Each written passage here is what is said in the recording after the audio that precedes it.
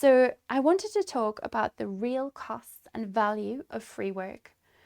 So I am someone who for years has volunteered, has spoken for free. I've joined charities, I've joined boards, I've given a day here, a half an hour there, done free speaking engagements. And I wanted to really think about that for a moment. So I've always thought that if you volunteer for something, it's just a day. So what's the issue with that? It's just a day out of your week, and that's fine.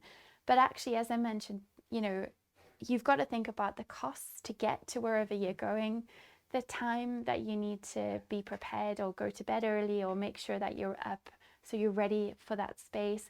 You need to read the briefing notes. So I know this very well from boards and charities, and I'm sure anyone who's been in that position as a trustee will know the time that goes into reading board papers takes a really long time. So there is a cost in terms of time that goes into these things.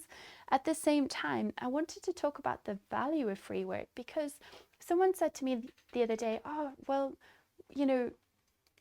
will you come and speak at this event?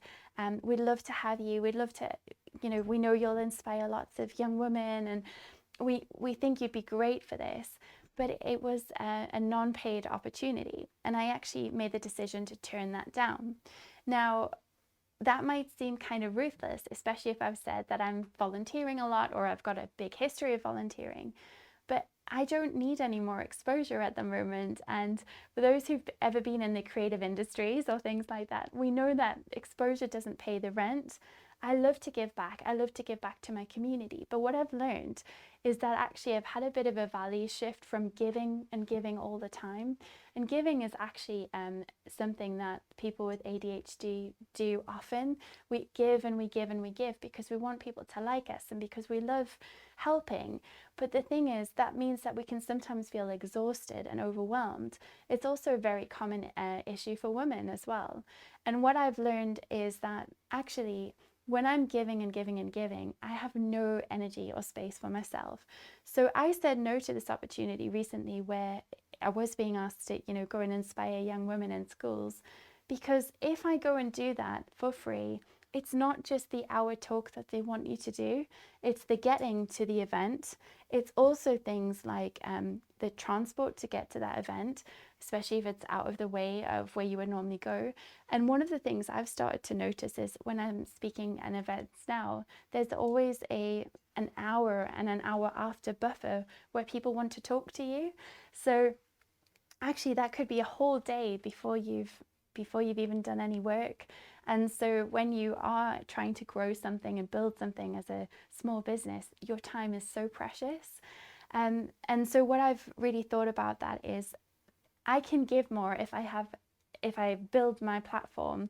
I'm already working with young women all the time, mentoring them one-to-one, giving time back in other ways. And I know that the more I spend my time efficiently, the more stories I can share with the world, which will inspire other women in other ways.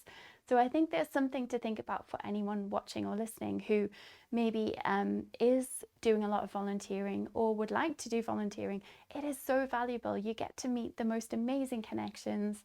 I still meet people all the time now who I've worked with maybe years ago, and we still, have a lot that we could do together and share together. And I still do volunteer my time. But what I do now, and this might be helpful for anyone listening too, is if I'm asked to speak at an event for free, what I'll always do is say, well, could you do a social media post about it?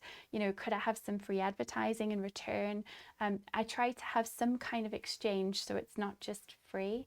I think it's important to honor yourself and honor your time. What I've noticed is the more I say no to things, the better opportunities are coming my way because of the opportunity cost that we talked about. So when you've got the time available to do things, it can help take you closer to your dreams. I think it's really important to think about where you want to be. So having goals and working towards them can help you with all of these decisions, because when you have clear goals and when you know what your strategy and your priorities are, it helps you to decide what is important to you.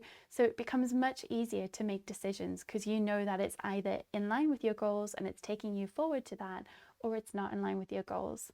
So one of the things that Steve Pugh, the founder, does here is he actually has a framed print of all the things that he could do every day. And they're all a list of things that he can do, but it's one tiny thing that he can do to move him forward to his goals every day. So that could be to reach out to a new LinkedIn contact, it could be to write a blog, but he has a list that he can work through. He could do lots in one day, or he could do a couple. But having something that actually takes you towards your goals is really important. For me as a visual learner, and one of my biggest productivity hacks is to actually have all of my goals on my wall, and having calendars that I can scribble on and get really tactile with.